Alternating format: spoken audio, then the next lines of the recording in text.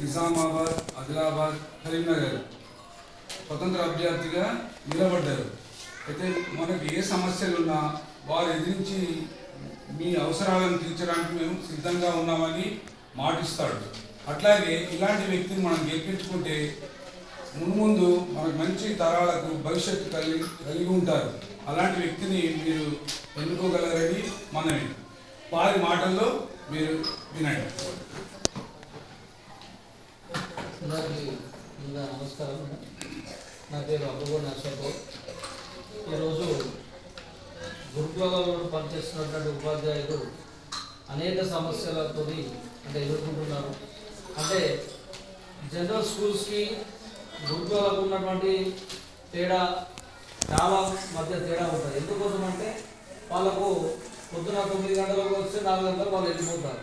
కానీ మీది అట్లా కాదు, 24 అవర్స్ అది మీ ఉన్నటువంటి సర్వీస్లో పిల్లల కోసమే కేటాయించి పనిచేయాల్సిన అవసరం ఉంటుంది. కాబట్టి తల్లి తండ్రి గురువు అన్నిక మీరే అయి పిల్లల కోసం పనిచేస్తూ శ్రమ పడుతూ మీ యొక్క కుటుంబాలను కూడా లెక్క చేయకుండా ఇక్కడ పనిచేస్తున్నందుకు మీకు కూడా అనేక సమస్యలు ఉంటాయి, కుటుంబ సమస్యలు ఉంటాయి, ఇతరత్ర వేరే సమస్యలు ఉన్నా కూడా అవిటిని తట్టుకొని ఈరోజు మీరు గెస్ట్ మరియు కాంట్రాక్ట్ రెగ్యులర్ టీచర్స్ ఇక్కడ మీరు గురుకులాలలో టీచర్లుగా పనిచేస్తూ అనేక మంది విద్యార్థులను ఒక తారాస్థాయికి తీర్చిదిద్దుతున్నారు. కాబట్టి వాళ్ళని తీర్చిదిద్దుతున్నారు, కానీ మీ యొక్క సమస్యలను పట్టించుకునే నాదులు కూడా కావాలి. కాబట్టి ప్రశ్నించే గొంతుగానే మారుతారని సందర్భంగా మీకు పాటిస్తున్నా.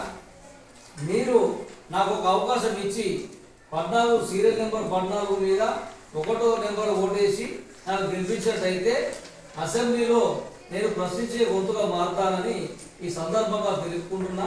మీ సమస్యలపై ఏవైతే ఉన్నాయో నాకు నేను గెలిస్తే తీసుకొస్తే నేను మీ యొక్క సమస్యలపై నేను ప్రశ్నించే అవకాశం నాకు ఉంటుందని ఈ సందర్భంగా తెలుపుకుంటూ నన్ను గెలిపించాలని మీకు పేరున విజ్ఞప్తి చేస్తా ఉన్నాను.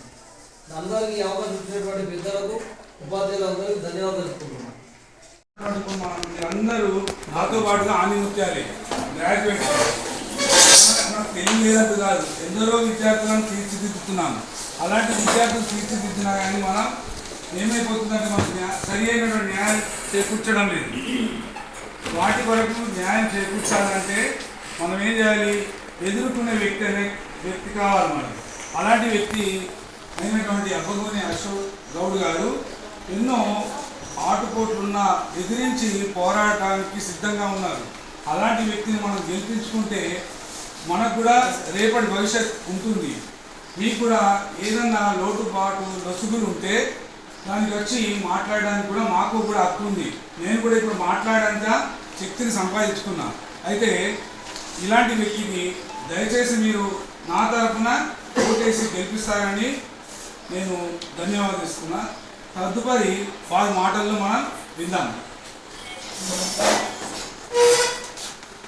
ముందుగా అందరికీ ఈరోజు గురుకుల పాఠశాలలో ఉన్నటువంటి ఉపాధ్యాయులకు హృదయపూర్వక నమస్కారం తెలుపుకుంటూ, ప్రత్యేకంగా గురుకులాల పనిచేస్తున్నటువంటి ఉపాధ్యాయుల గురించి చెప్పాల్సిన అవసరం లేదు.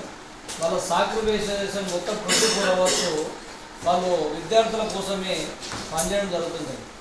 మామూలు స్కూల్ జనరల్ స్కూల్కి గురుకుల పాఠశాలకు తేడా ఏంటంటే వీళ్ళు అడాప్టర్గా పిల్లల కోసమే తల్లిదండ్రులుగా భావించి వాళ్ళకు అవసరం మిగతా వాళ్ళు ఈయనే ఉండి స్టే చేయడము, వాళ్ళకి ఏ అవసరం వచ్చినా నిలబడి పనిచేయడము అట్లాంటిది పనిచేస్తూ ఉన్నారు.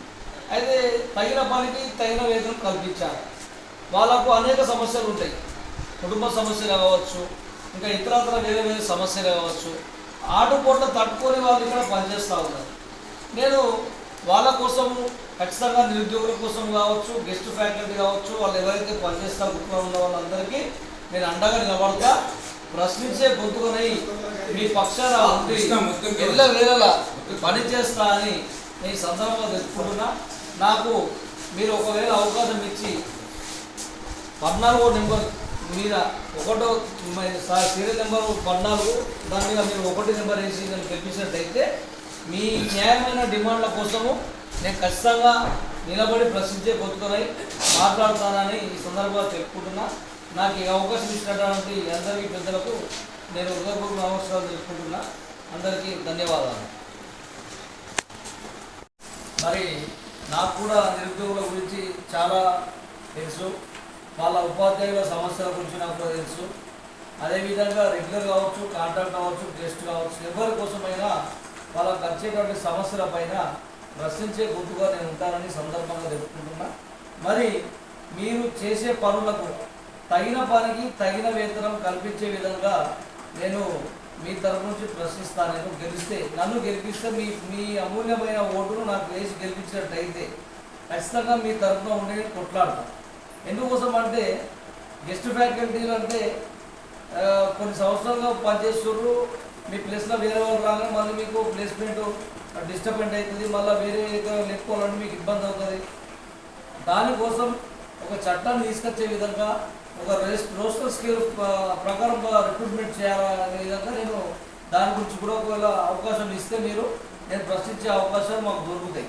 మీ తరపు నుంచి నేను ఖచ్చితంగా రెగ్యులర్ కావచ్చు, కాంట్రాక్ట్ కావచ్చు, గెస్ట్ ఫ్యాకల్టీ కావచ్చు, ఎవరి కోసమైనా అందరూ ఉపాధ్యాయులే కాబట్టి మీరు నిరంతరము ఒక పిల్లలకు మీరే తల్లి తండ్రి అయ్యి ఇక్కడ గురుకుల పాఠశాలలో 24 గంటలు మీరు 24 అవర్స్ వాళ్ళకి సర్వీస్లో ఉంటారు. వాళ్ళకి ఏమైనా ఏ రాత్రి అయినా మీరు వాళ్ళకు అందుబాటులో ఉండి మీరు పనిచేస్తారు. కాబట్టి మీ సమస్యల పైన మీకు ఉండే సమస్యల గురించి మీరు అందరూ చెప్పుకోలేదు. మీ సమస్యలని మీరు ప్రిన్సిపల్ దాకా వెళ్తారు, కానీ మీ సమస్యల పైన ఒకవేళ గెలిస్తే మీ సమస్యలు మా దగ్గరికి వస్తాయి.